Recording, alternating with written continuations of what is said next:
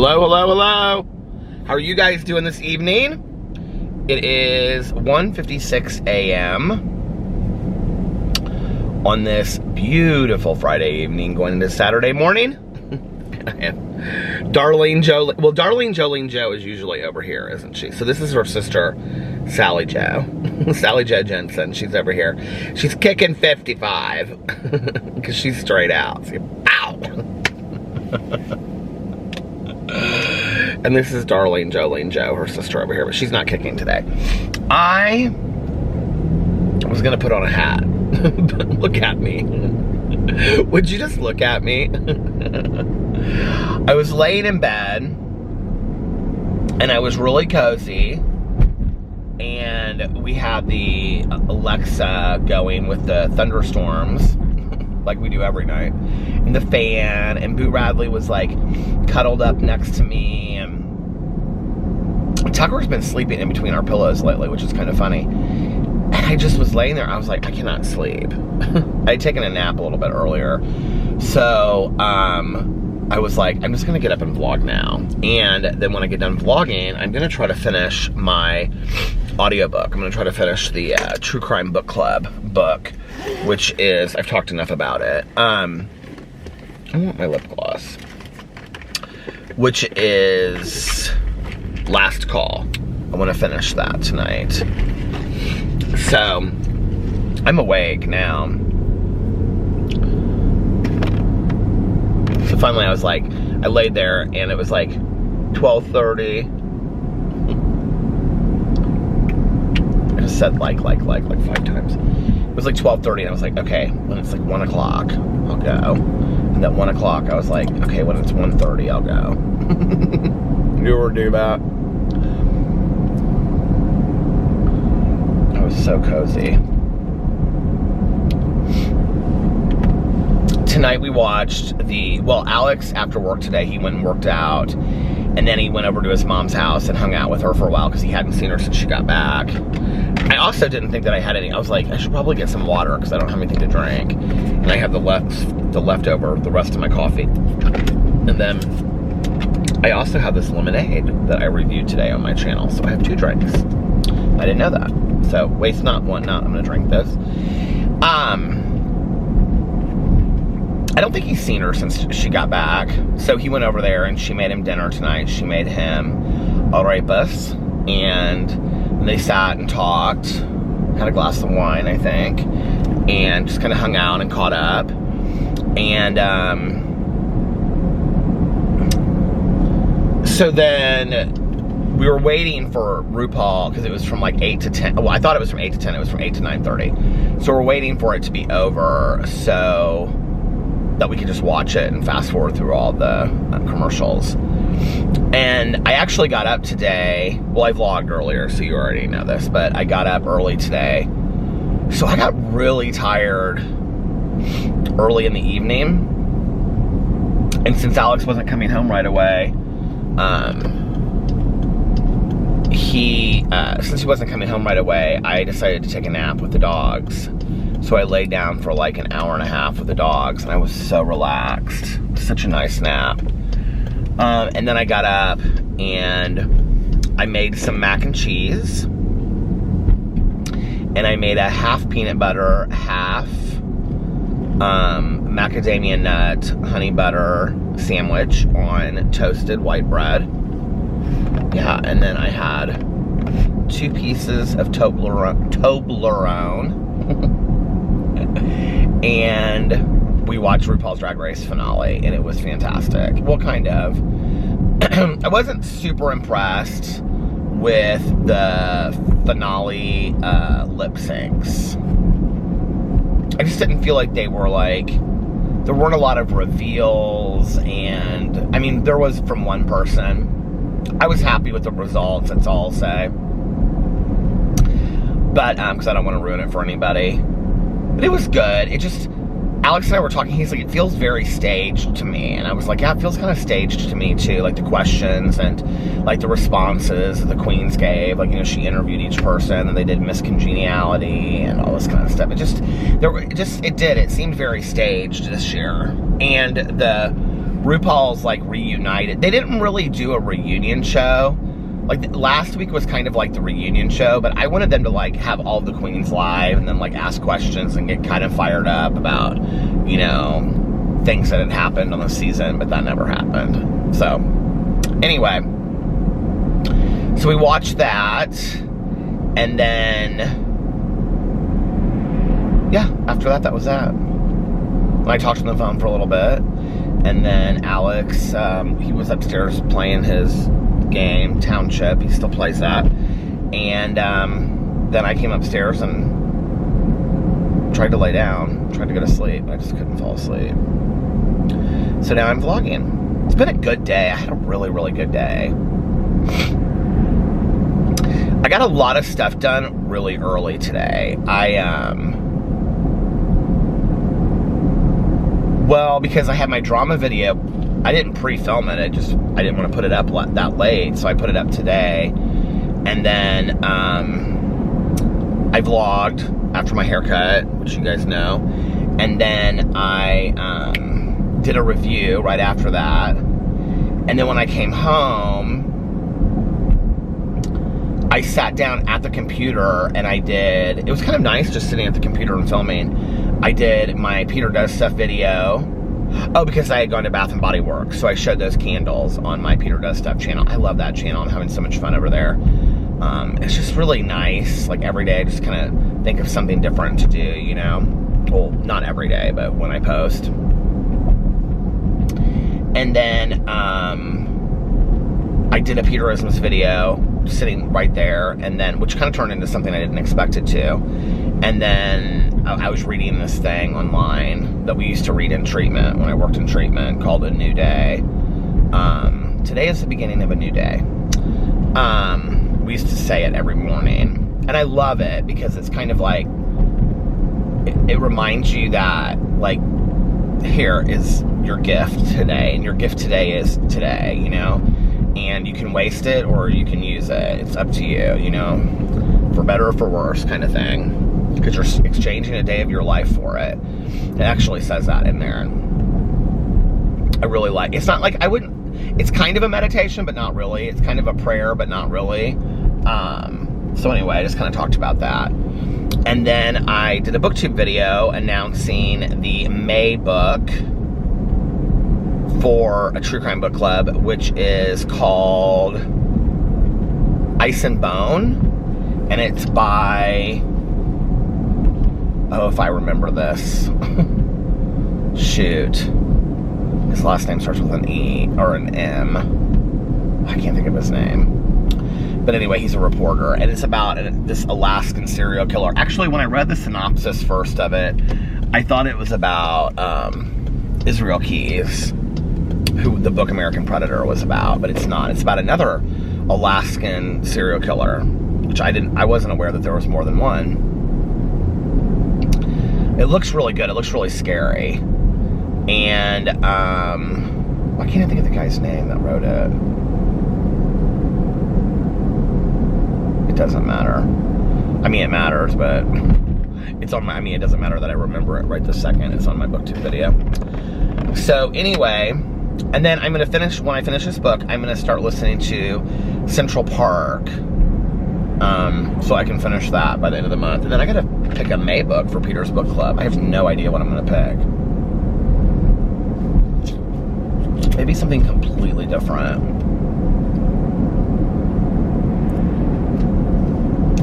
I try to pick current books, like books that have come out in the last 6 months. This book for True Crime Book Club came out in 2016. And then Mel and I were texting a little bit today, and it was just a really good day. I was just so relaxed all day. I think part of it was, not just last night, but I've been getting really good sleep. I've been trying to, because somebody said something about this in the vlog, I've been trying to not get, like when I wake up in the middle of the night, like if I have to go to the bathroom or something, just go to the bathroom and come back to bed. I've been trying not to like eat anything. Like if I get a glass of water, that's one thing, but then I always want to eat something. Like I'm always hungry when I wake up in the middle of the night, and so I snack on something, but like that whole process kind of wakes me up. And I don't think that the food helps either. So I've been trying not to do that when I sleep through the night. But I've been getting good sleep. So, no, I don't know if I will tonight. I mean, it's 2:06 right now, and by the time I get done with my vlog and the book, it'll probably be 4. So if I sleep till like 11, that's 7 hours of sleep. If I get into bed by 4. And I'll probably sleep until like 11 tomorrow. Alex has got a bunch of work stuff he has to do tomorrow. And, he was going to work out after work, but he said he's not going to do that anymore. And then he's supposed to have dinner with a friend of his at some new restaurant. He was talking about some new restaurant that they're excited about.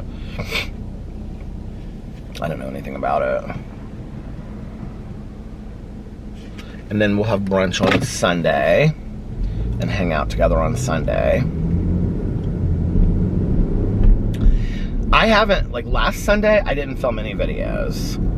And I've kind of been like reserving Sundays a little bit, unless I'm like, if Alex is like kind of busy doing something else, or if he wants to just kind of sleep all day. Sometimes Alex just likes to, on Sundays, because he hasn't been able to relax a lot during the week.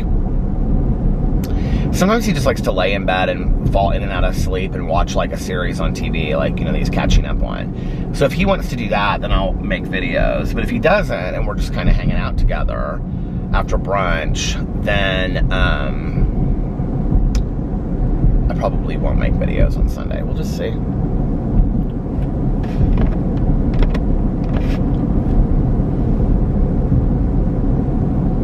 I like came up with a new way that I'm doing my lists, my daily lists, and I don't know how to explain this without like, I don't know. I mean, there's so much on there that has nothing to do with things that, like, anyway.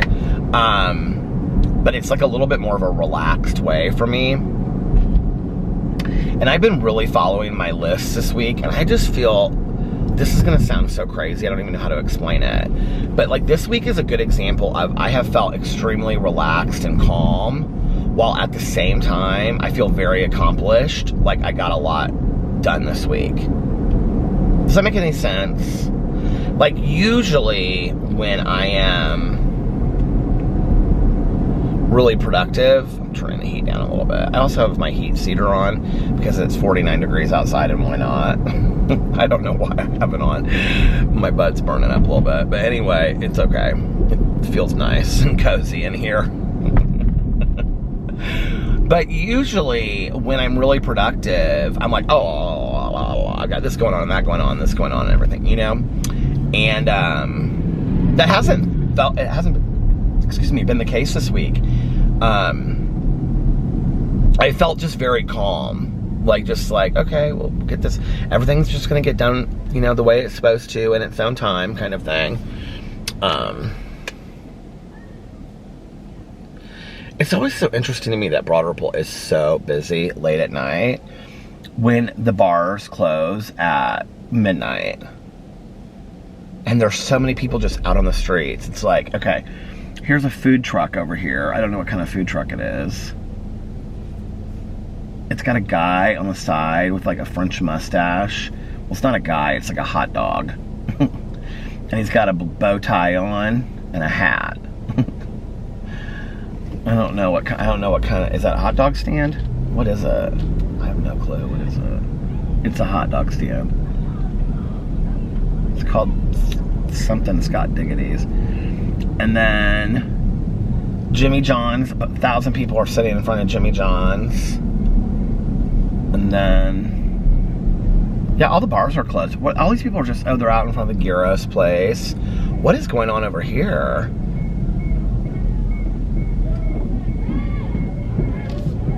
Oh my God, there's like, they're playing drums on the street and stuff.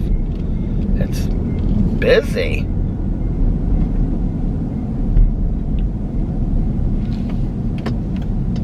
Oh, like Hot Diggity, and they turned it into Scott Diggity. That's why they named that hot dog place that, I guess. I guess, I don't know.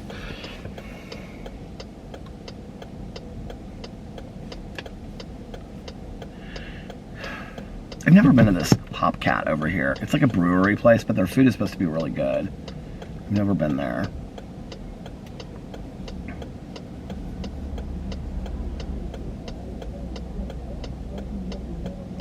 What's crazy about this Hop Cat place is that I actually know a bunch of people in sobriety that there's like a Tuesday night meeting right around here, and they always go there after,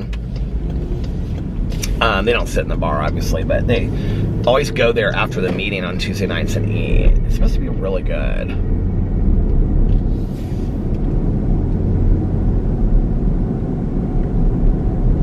I was talking to my neighbor today across the street. She's a master gardener, she told me today. And, but she like really is. She like volunteers for these gardens here in Indianapolis. She was really sweet. And I hadn't really talked to her much. I've talked to her husband quite a bit. He was out there too. And they're the ones that had like, they just like redid their entire house. And so, I was telling her, I said, yeah, we're hoping to start that process in like 6 to 9 months. She's like, it's a lot of work, but it's really worth it. And their front walkway looks really nice. It's just different than I would want it. Like, she's got a lot of different plants and stuff. Like, I want it to be like very plain. Like 4 bushes and like just some really like dark mulch where it kind of matches the trees, and then like 2 ferns hanging down. I'm gonna tell you, that new patio furniture is like night and day from how it looked. It is like a lifesaver. I can't even believe how different it looks. Like, it makes the front porch look so completely different. It looks fantastic out there. It looks actually kind of like a little house you'd see like in Florida or something on the beach. Like, it's really cute. The patio furniture and the little table from IKEA, and then we have this watering can out there, and I haven't even done anything to the patio yet. So, I mean, when I actually do something to it, it'll really look nice.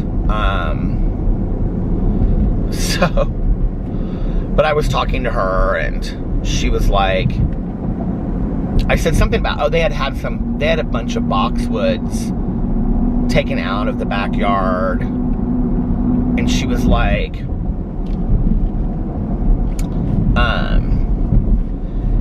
yeah, the guy that lived here before, they have some friends that live in the neighborhood, and he said that they had been there for 40 years, these boxwoods. And she was like, can you believe that they were there 40 years? And I said, you got rid of them? And she was like, yeah. She was like, they were just huge. We needed to get rid of them. She wants to put in some tropical plants or something, she said. I didn't really understand it. But anyway, how you'd have tropical plants in Indiana, but whatever. So I said to her, I said, well, what would you recommend? Oh, they had a landscaper that they used, and they said he's 4 weeks out from even coming to mulch. I go, well, I need somebody that can come sooner than that. And so I told him I was going to go to this nursery, which that was my plan today, was go to this nursery, and I never ended up, that was one thing I did not end up actually going to do. Once I got home, I just didn't want to leave anymore. I wanted to go to Joann Fabrics, and I wanted to go to this nursery, and I didn't do either one of those things. It just was kind of like, I'm home now. So I was just cozy. I put candle waxes in, and I have this one candle wax that I got at Meijer, and it's called Happy Home, and it smells like a spa. It's so fantastic. I didn't light any of my new candles today though, but I just had candles lit, and I had candle waxes, and I opened all the windows, and there was kind of like a nice breeze coming through our house, which is nice because we don't usually get a breeze because of like how our windows are situated in our house. But like, I opened the kitchen window, and like right away all this like fresh clean air came in. I was like, oh, it smells so great in here. So I just was kind of airing out the house. It was nice. And yeah, it was just like real cozy. I didn't want to leave and go anywhere, you know. But anyway, I was talking to her, and she was so nice. And so I said, well, what would you recommend for like the front? And she like walked across the middle of the street. She just kind of looked at it. She goes, well, I think a mix of evergreens would be nice. Okay, I was like, evergreens are like the least of what I would want. And she started naming off these like different kinds of evergreens that I have no idea what she was talking about.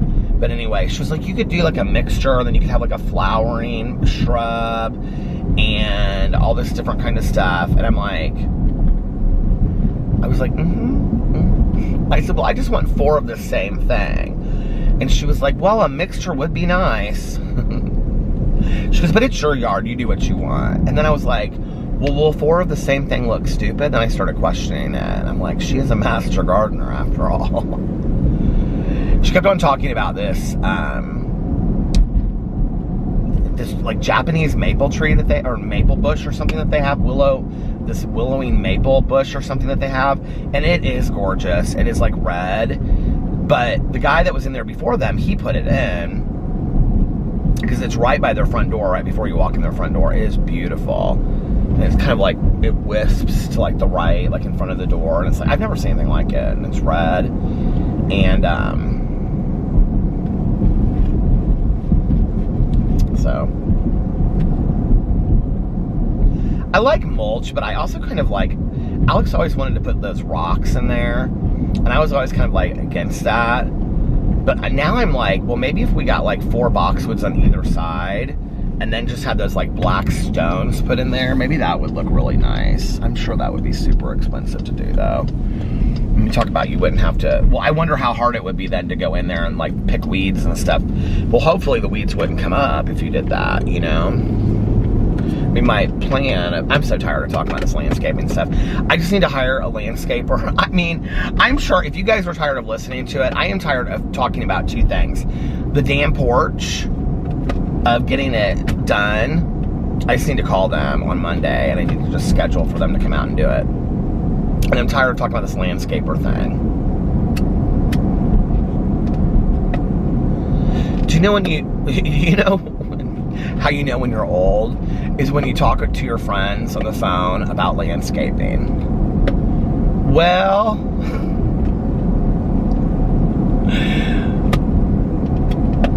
or you know, like when you call up a friend and you're like, well, I had to go to the Home Depot and return these stove burners.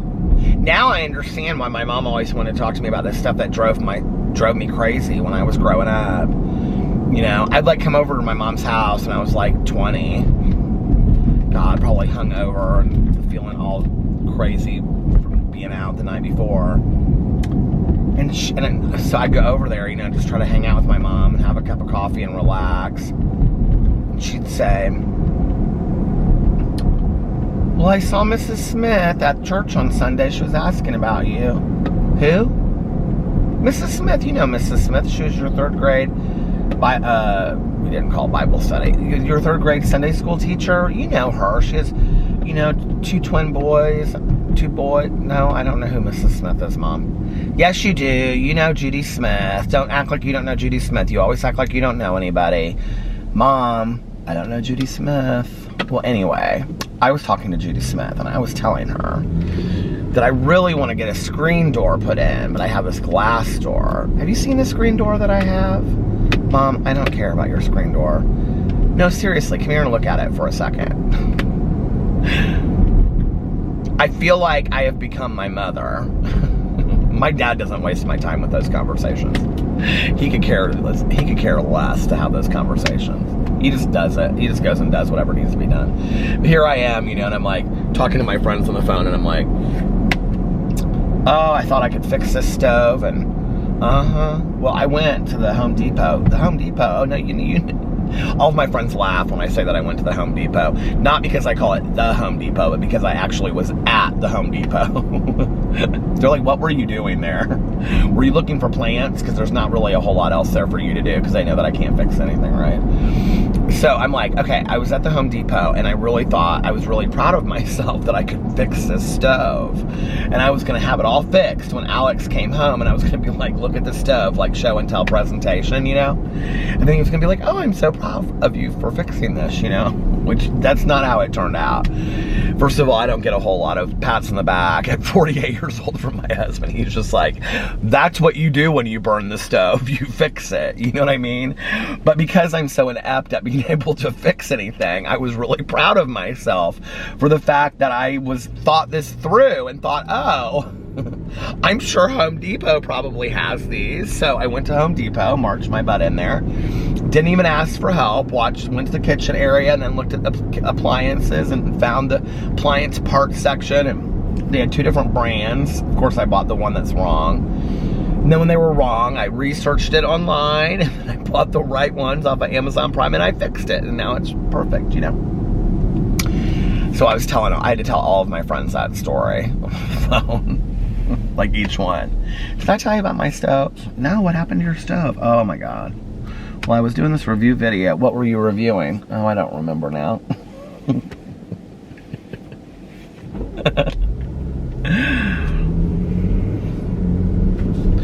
My friends crack me up. They're always like, so what is it when you say, because people just like, they're like, what do you mean you make videos? And I'm like, I make videos on YouTube. And they're like, well, what do you make videos about? I'm like, well, I have 6 channels, so it just depends.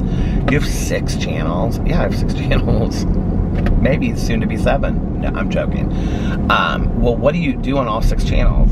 So then I go through the channels and I explain, and they just kind of look at me like they don't understand any of it. They always get real confused about BookTube. They're like, what's BookTube? And I'm like, it's a community of people that like to read, and we do book hauls. What's a haul? Well, a haul is where you just show a bunch of things you got or bought, you know. So then I go through and explain, and my friends are always like, who watches these videos? Like, people. They're like, what people? I'm like, people that are nice enough to watch my videos, you know?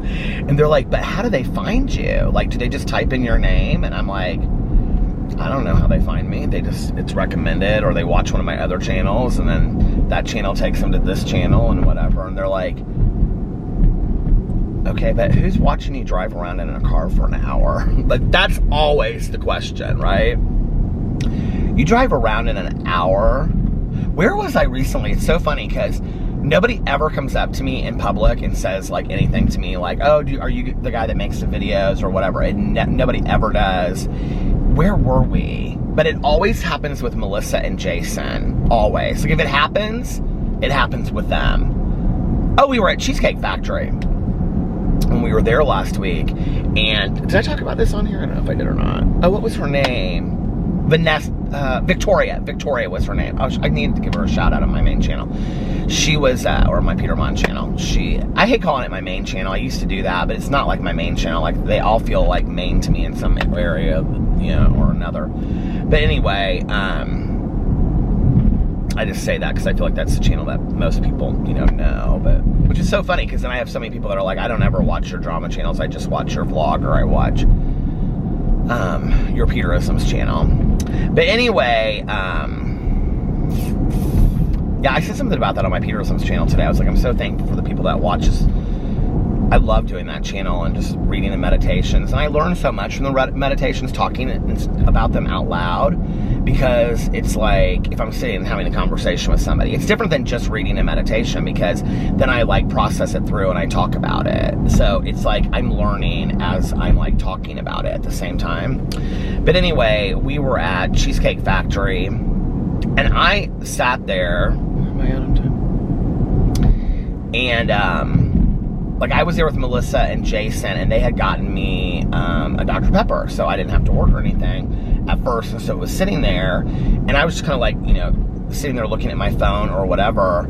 And it was so funny because I was on Twitter actually, and Melissa and Jason were talking to Alex because he had like shown up. I had just like caught up with them, and then he had shown up, and I was like looking through Twitter, and I was like, there was something that was going on that day I was looking at, like on like the drama on Twitter. And so she came up and she stood like right next to me, and she was kind of like looking over my shoulder, and I had my reading glasses on and whatever. And she was like, okay, are you guys ready for me to take your order? She was real sweet. And everybody was like, yeah. And I said, so I was just kind of like looking down at my phone, and then I put my phone down. I had my reading glasses on, and I said, do you want me to go first? Well, she was standing right here, and I couldn't like really turn to her. And I go, do you want me to, I said, do you want me to go first? Like that. And I turned around, and she goes, and I go, and she goes, Peter? And I go, yes. And I said, do I know you? Because here's the problem, is like with the mask situation, like I don't know who anybody is, right? So often when people, this happens 90% of the time. If somebody ever says to me Peter in public, it's because I know him from being sober. It stopped, and even though I knew it stopped, I just kept on talking. Anyway, like when people say to me, oh, hey Peter, how are you? Or Peter, like it's because they know me from a meeting, but like I can't see their face behind the mask, so I don't know them, if that makes sense, right? So I just assumed that's what it was. And I was like, do I know you? And she was like, I watch all your videos. And I said, you do? And I said, oh, thank you so much. And Melissa always gets so tickled out of it. She just loves it. She can hardly believe it. And she was like, you watch his videos? And she was like, yeah. She was like, well, I watch all your drama channel videos, which that hardly ever happens if somebody says that to me. And so I said, you just caught me looking at some drama up on the Twitter right now. And she goes, yeah, I saw that. And I was like, oh my God, she was watching me scroll through the Twitter looking at the drama. And so anyway, I like posted a video right before I got there or something. That's what I was like looking at, something to do with that. And she was like, I love your videos. And I said, well, who else? I said, who else do you watch? And she named some other drama channels that she watches. And she was real sweet. She was real nice. She's like, yeah, and this is usually what I get, especially when people that watch like the drama videos. She said, I don't often watch, or I don't know how she said it, but the beauty gurus anymore. I really just watch the drama channels, which I think is so funny.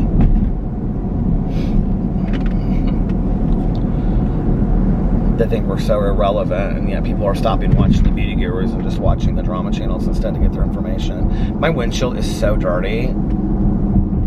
I need to clean it off. I was actually talking to my friend Valerie about this the other day, and then literally the very next day, Alex's best friend Sarah texted me, and she was like, do you know where to get your car detailed? And I was like, this is so funny, because Valerie and I were talking about this just the day before, and I don't. And you know, it's been so long since I've had my car detailed. I think Sparkling Image in Indianapolis does it. But Valerie was talking about a place called Prime, I think. I don't know how good Sparkling Image is. I feel like years ago, Alex for Christmas or something, or for my birthday, treated me, and he had my car detailed for the day. Like, I had to go somewhere, and he took my car and had it detailed for me. I feel like that he did that for me for like my birthday or something.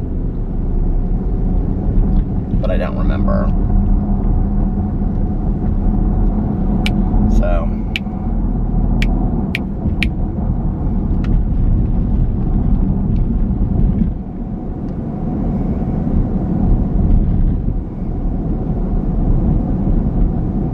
still out.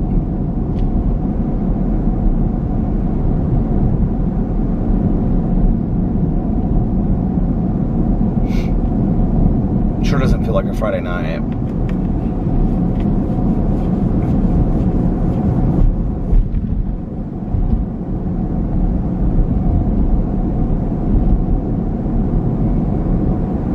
Do you know what's funny? When I was growing up, like, I'm trying to think of like those years between like elementary and then when I started going out with my friends like junior high. Do you know what's so weird is that several of those years, like, I just don't really have many memories at all. I just, like, 6th through 9th grade, I just don't have a lot of memories. And I don't know if I was just real sad and just checked out or what it was. Like, I do remember, like, that was a period where I, like, really kind of stylistically and music-wise and books and stuff, I really came into my own. Like, and, you know, my mom was actually somebody that was really kind of a mentor for me through that. Like, I spent a lot of time with my mom during that period. But, like, on the weekends, I can remember going to my dad's house on the weekend. My mom, like, you know, my bedroom was not a place at my mom's house that I hung out. So it wasn't like, my bedroom at my mom's house was really small, and I just had a TV, like, on the floor, and I had, like, this little small TV next to my bed, but, like, I wouldn't, you know, like, how a lot of teenagers, like, hang out in the room. Like, my bedroom at my mom's house was, like, to sleep and change in. Like, I didn't hang out in the room. And at my dad's house, though, my bedroom, like, their bedroom's on the master floor. My bedroom was, like, upstairs at the other end of the house. it's kind of hard to explain how their house is, but their house is like, the main part of the house is like this, and then they have like a master wing that goes down like this way, and then the house goes like this and then juts up like this way, and that's like where like the other, well, there's bedrooms up here and then there's bedrooms down here, and then my bedroom was like at the end, kind of the middle of the end that looked over the lake. So I had kind of like my own apartment up there because I had my own like master bathroom and it was nice. And it ended up becoming my my stepmom's painting studio when I moved out of there. But so I, you know, had my own bedroom up there, and when like they would go to bed, like nobody was like, if I slept in till 11 or 12, which was probably late for me. I don't remember sleeping in really late as a teenager, maybe, but I don't remember. I remember my mom would be like, she kind of like linger in the doorway every once in a while, like, are you gonna get up? You know, it's getting kind of late. But like my dad and my stepmom never did that. So I could kind of like get up whenever I wanted to. And so I remember at my dad's house, I would stay up late and I would watch movies like really late in my bedroom at my dad's house. But that was also a period when I was drinking a lot. I started drinking. That was kind of the beginning of it. Well, earlier than that I had started drinking, but that was really a period where I drank alone a lot, and I would steal alcohol from my dad and my stepmom, and I would drink it. I would steal things I knew that they wouldn't know were missing, and I would drink it in the bedroom by myself while I was watching movies. And that was kind of how I spent the weekends at my dad's house. And then they would always like, it just was always really laid back. Like we would watch a movie together as a family or take a boat ride. It's hot in here now. Oh, look at that house, it's pretty. Or my dad would grill out or something like that. It just was really laid back. At my mom's house, I remember reading a lot. And like her playing music all through the house, like the record player and stuff in the stereo and the library, and just blasting it through the house. And a lot of old music, that's kind of when I like fell in love with like Judy Collins and, well, definitely like Stevie Nicks and Fleetwood Mac, but even like way back, like folk music. That's when I fell in love with like Woody and Arlo Guthrie and Joan Baez and the Mamas and the Papas, Janis Joplin, all that kind of stuff. Well, Janis Joplin's not folk music, but my mom really, really liked like old school folk music. And I just kind of took on this very, this is going to sound so corny, but it was kind of like this like expatriate mentality a little bit, that I fell in love with like those writers like Hemingway and Fitzgerald and Gertrude Stein and Somerset Maugham and those people that like fled to Paris, you know. I remember I saw that movie at that time too. That was one of my mom's favorite movies with Bill Murray. Was The Razor's Edge, and it was about all that period. And on some level I connected to it or something. But I was so lonely during that period. I had nobody, you guys. I had no friends at all. None. And I had like one friend that he and I were kind of like off and on friends, but then he had a girlfriend for like a long time, and then he was also like real involved with like his family, and so like I wouldn't see him for weeks at a time. And then they ended up moving like our sophomore year, I think they moved to Arizona, to Mesa area. To Mesa, they moved, not Mesa area, they did move to Mesa, but I didn't have any friends. I was sad, I was lonely, and I think that was a period where I wasn't bullied as much.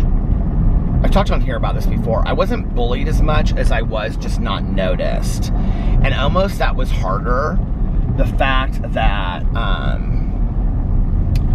that whole house back there looks like that Hearth and Hand from Target that I think is so cute. There's like this house up here that's kind of what I'm talking about when I say like Amish modern. If if it's the one I'm thinking of, I'll show you guys what I'm talking about. Somebody commented about that on my vlog and said that that's what they called their new apartments, which I loved. But, is it this one right here on the corner? Well, you can't see it from this house, you guys, is absolutely massive. You're only seeing one part of it, but this is the corner of it, okay? It goes a whole city block, you guys. A whole city block, this house. These houses are so cute through here.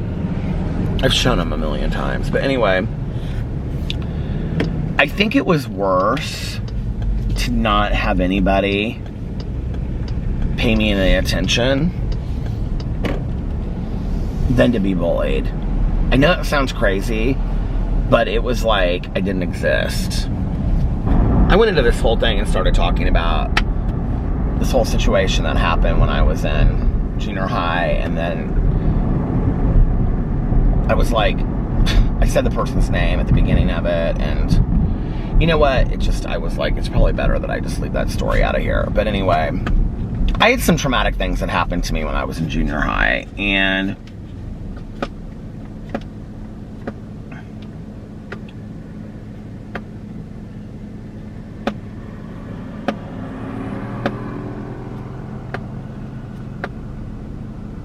you know, okay.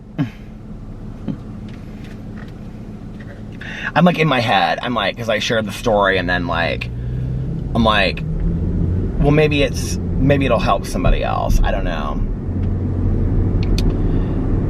Are you ever like the product of somebody else's like story, but you're the one that suffers and they don't? So if you remember me talking about, I had these two friends that were girls when I was like in 6th grade, and I thought we were all going to go into 7th grade and we were going to be best friends and whatever. And 6th grade was fantastic, and we were all really close, like the three of us, and 6th grade was probably like one of the best years I've ever had, like, well, educationally, probably one of the 1 or 2 best years I ever had. The other being probably 4th. Well, maybe some of my high school years with my friends, but definitely not school.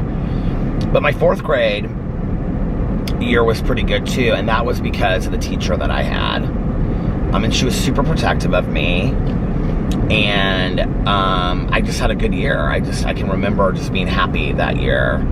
Isn't it so funny that you base like the quality of your year on like being happy or not, you know? Like, it sounds so simple, but it really is a lot deeper than that, you know? So anyway, I found out recently, I never knew, okay? Like, here we're talking 6th grade, so what is that? I was 11 years old, 12 years old. So this has been 36 years. I never knew what happened. I never had any clue. All I knew is that in 6th grade, the three of us were inseparable. We spent that whole summer together, going to water parks, having sleepovers, having so much fun, blah, blah, blah, blah. Like, their parents and my parents were cool with all of us sleeping over each other's houses, you know. And we had the best time. And I never knew what happened. And then, this one girl, her mom and my mom, she and I and our moms, my mom and her mom, whatever, it doesn't matter. You get that idea. She and her mom and me and my mom went to Chicago and went school clothes shopping. And then we came back and we started school, and it was like, I remember seeing her, nobody would call me back.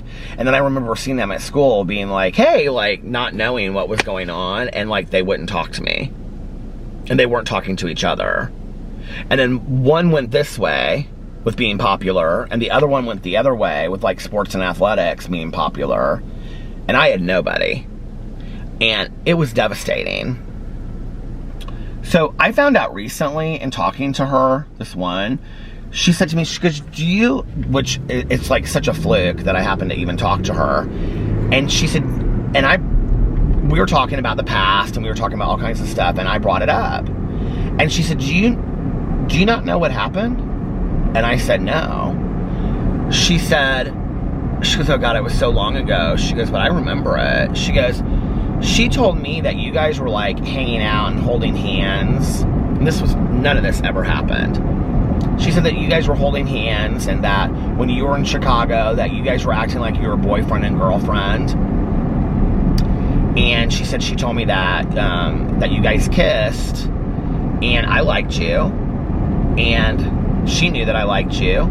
And she said, so when she told me that, I said to her, you're dead to me. She said, I never spoke to her again. I said, you never spoke to her again? She goes, nope, never spoke to her. Junior high, high school, never spoke to her again. She said the next time I talked to her was at our reunion, our 20-year reunion. I never kissed that girl, I never held, if we held hands, I don't remember. It would have been just like funny, kind of ha-ha kind of stuff. And yet, I had no friends.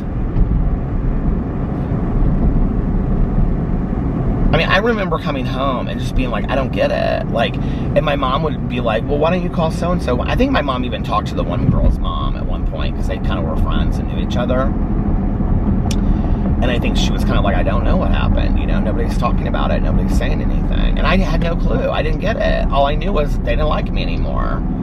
You know, and that was similar from the past. And see, the thing is, they didn't know that, right? Like, they didn't know that I had, I mean, they did and they didn't. They didn't know on the level that it had affected me, that I had a history of people not liking me. I had a history of people liking me and then withdrawing that or leaving and being gone. And that was hard. I didn't know how to do that because I had friends like that in the past, you know? But we were really, really close. I think that, you know, it's interesting that I'm so trustworthy of people today. Because I think maybe I'm trustworthy because of my friends in high school who were just diehard, my ride or dies. Because you would think in a situation like that, that I wouldn't be trustworthy, or not trustworthy, that I wouldn't be, I wouldn't trust people, you know? You know what I'm trying to say. But I do trust people today. I think sometimes I give people too much trust. That's on me, right?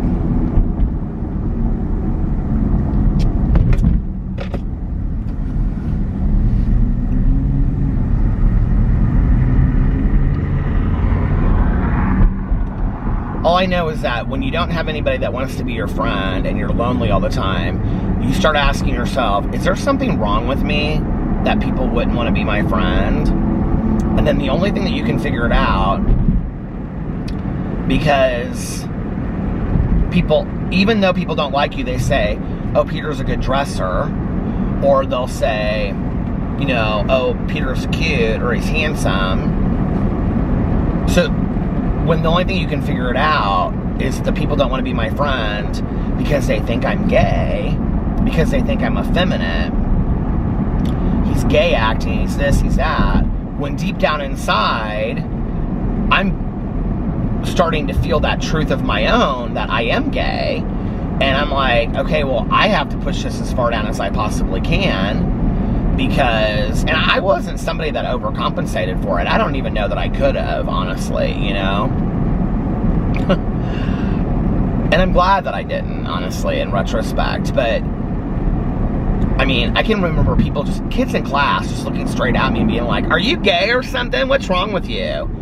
Hey, can I ask you a question? What? Are you gay? And I just look, I never know what to say.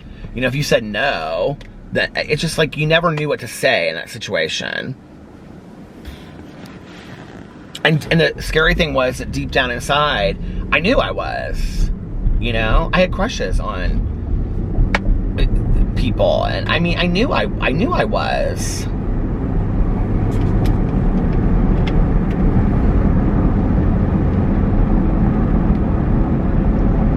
That's so funny. Until I just said that right now, I hadn't thought about that in probably 40 years, 35 years. The fear that came along with somebody just looking at me in a class or a hallway and being like, are you gay? Like, that question wouldn't bother me at all today. I'd be like, yeah, I'm married and I have a husband, and, you know, like, I wouldn't even think twice about it. I would think it was kind of a little backwards and unintelligent for somebody to ask me a question like that. I think it's an intrusive question, but I'm proud of being gay today, so. But, you know, it's so funny that a question like that holds so much power. I was terrified if somebody would ask me that question. I didn't know how to answer it. That's where I love, you know, where they would say, if you have problems in school, go talk to your school counselor. The only time I ever sat in my school counselor's office was whenever somebody was picking on me or bullying me. And then I had to sit in the counselor's or dean's office and hear about how I was antagonizing other people. The dean of my school told me that if I was not so, like, he was like, well, if you just toned it down a little bit, he was like, you know, they might not pick on you as much. You need to just, if they would say things to me like, not just get over it, but what would they say? The dean, not man up, but not toughen up. What was the words he would say? Oh, my dad got so pissed about it one time. See, I feel like that's abusive in itself, you know? Is having a dean of a school. I can see him too, God. I can see that man in my head. You know, and I feel like that's abusive in itself, looking at a kid that you know damn well has been bullied because they're effeminate, okay? And you got the bully sitting right next to him in the chair, and you look at the kid that's being bullied for being effeminate and saying, well, if you just toned it down a little bit, and the kid's laughing, and he's kind of like indirectly laughing with him. It's like, what do you think you're doing, you know?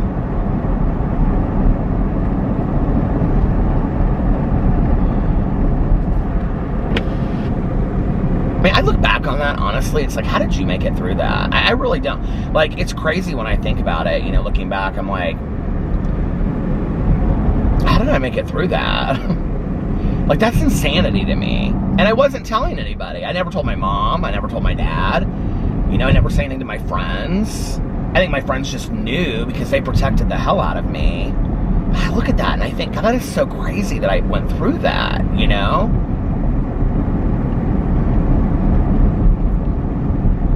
I had this teacher that I loved. I'll never forget. Like, and I wrote this into my book too.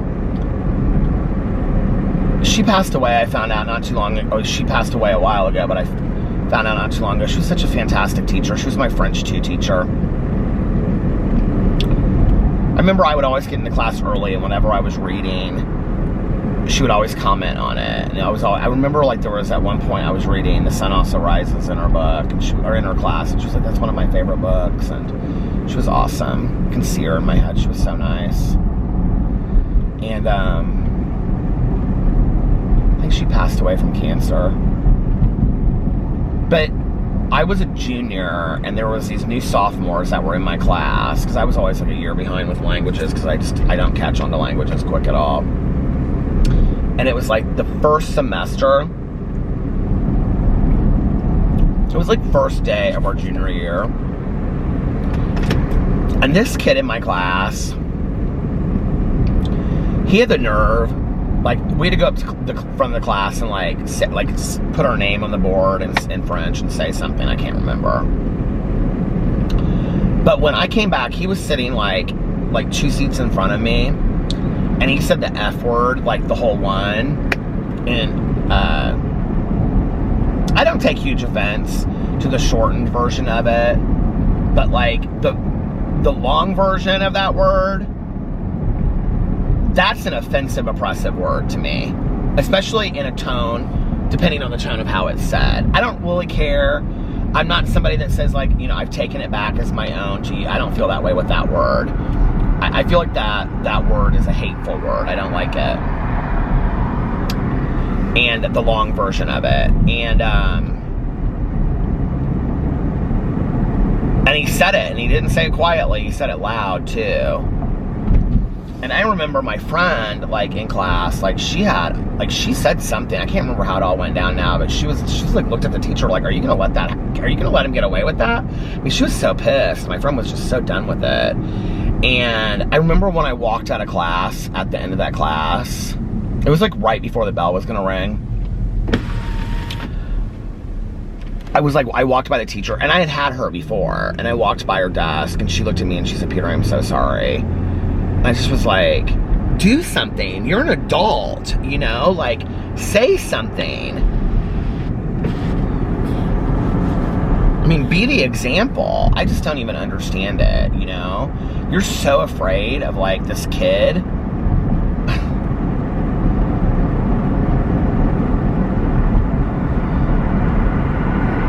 That wasn't the only time that it happened either. Another time it happened, and my class got kind of like out of control, and the teacher from down the hall, like the woman that was in charge of like the foreign language department, who I had her later to, oh God, she did not like me.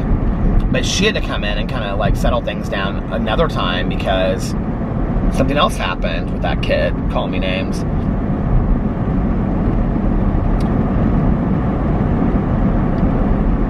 I had so many incidents in school. When I look back on it, it's like, I mean, it was like a weekly thing. There were several things a week that happened.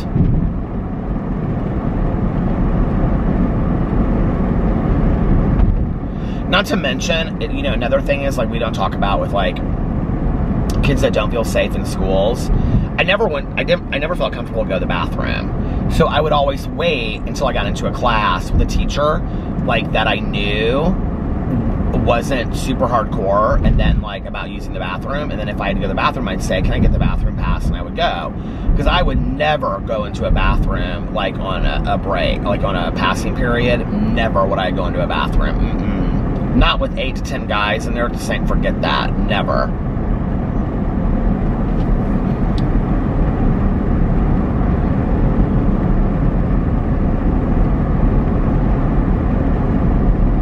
That's why I hated like gym class and all that stuff. That gym teacher. It was funny because somebody wrote to me and they said that who I was talking about was in their graduating class. It was like the guy. I said Bo Belden was the coach. But they said, I think it's this guy that he and his wife watch my vlogs. It was actually, he's correct, Bo and his sister Bambi, I think that was truly her name, I'm not even lying to you, were like students.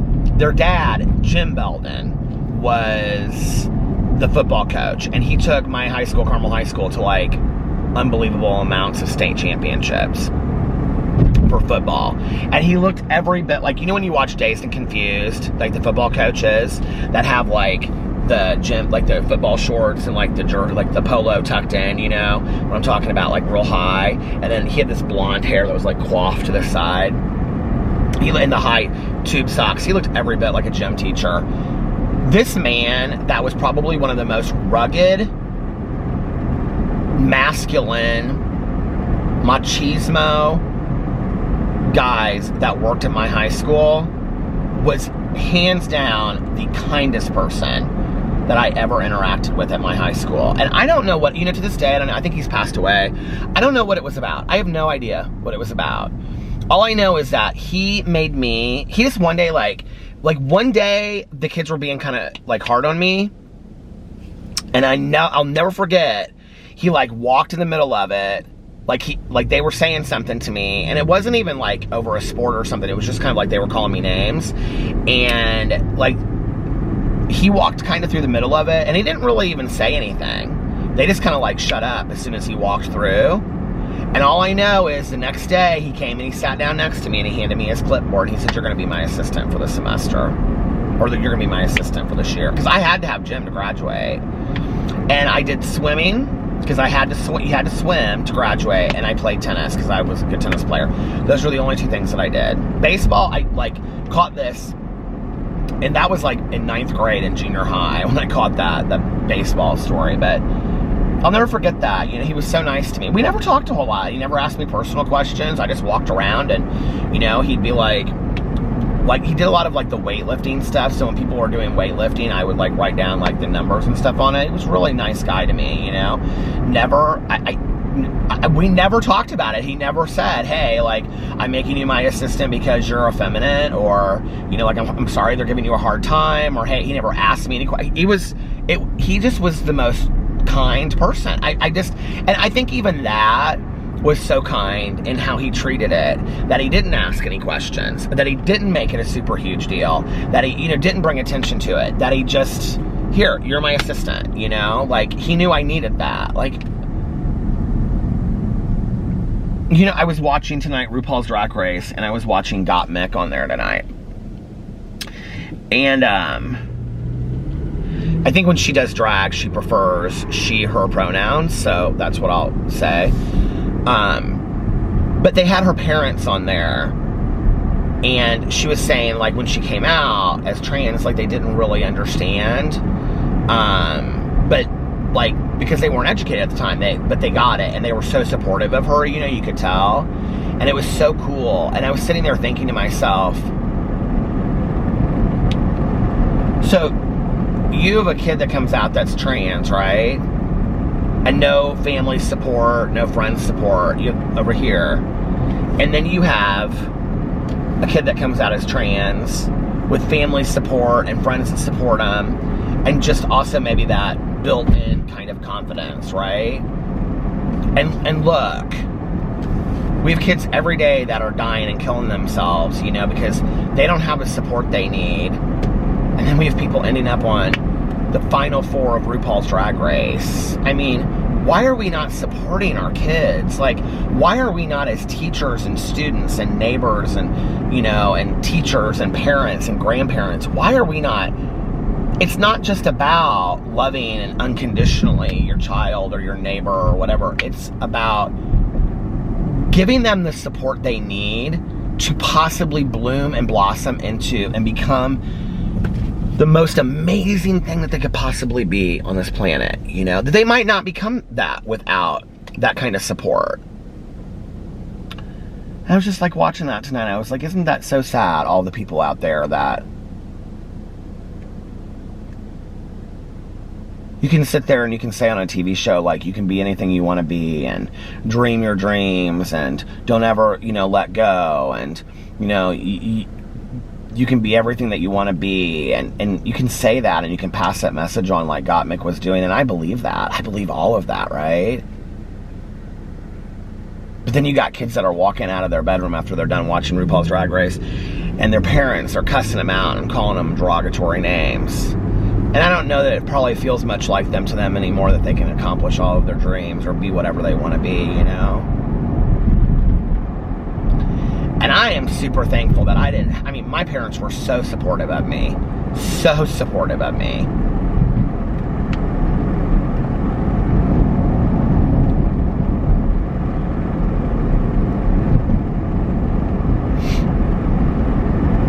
But I wonder what would have happened had I gotten a little bit more support from school. I just wonder, you know?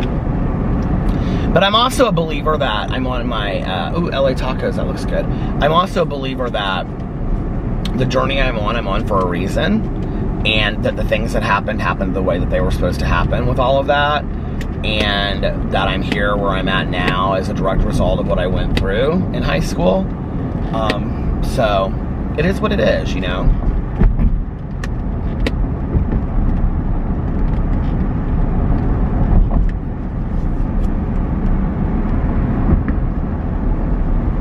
I remember when my counselor said, the counselor that we went to for marriage counseling, I was in an individual session with him, and he said, do you think it's possible that you suffer PTSD as a result of the abuse that you suffered from being bullied?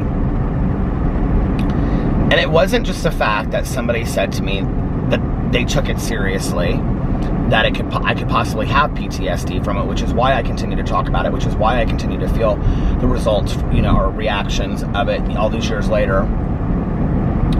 It wasn't just the fact that somebody called the bullying that I went through, which was emotional, verbal, and physical abuse, not just bullying, but it was the fact that for the really the first time in my entire life, somebody, without beating around the bush, validated what I had gone through.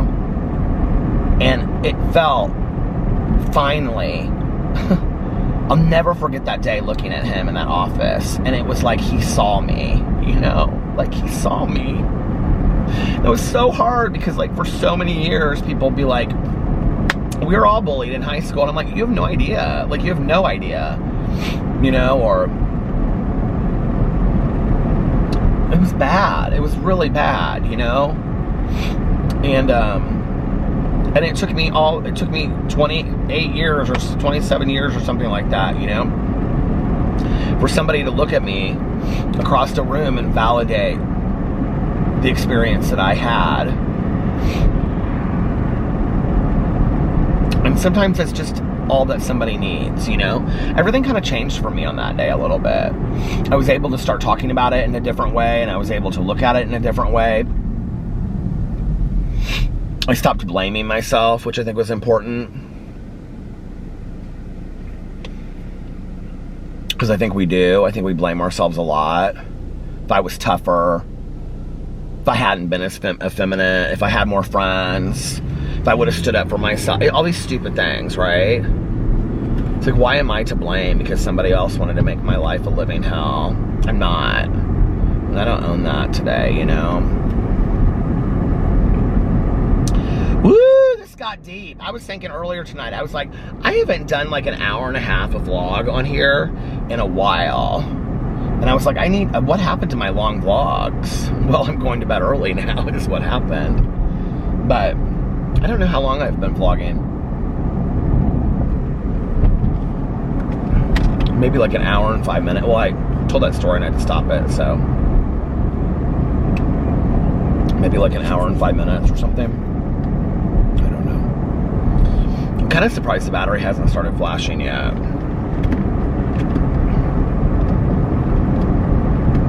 I'm excited now. I'm gonna be listening to my audiobook. And I'm gonna finish it tonight. I'm so excited. That's my 36th book for the year. I have this, I wish it was gonna be like 70 tomorrow. I would sit outside. I mean, 56 is nice, 55. But I would sit outside and I would read it. I have this graphic novel that I have been reading called You Brought Me the Ocean. Well, I really liked it. It was by Alex Sanchez. Or it is by Alex Sanchez. I really liked it, but then about a third of the way into the book, it became like superpower-ish, which I didn't think that was going to be what it was about. I mean, it's fine. I think it's an important graphic novel because it's like, it's not a Marvel character, but it's like a kid that has superpowers, but you don't know that at first, and he's gay. So it's like a gay point of view. Well, I think they're seniors in high school because they're talking a lot about what college they're going to go to. But anyway, it's called You Brought Me the Ocean. It's pretty good.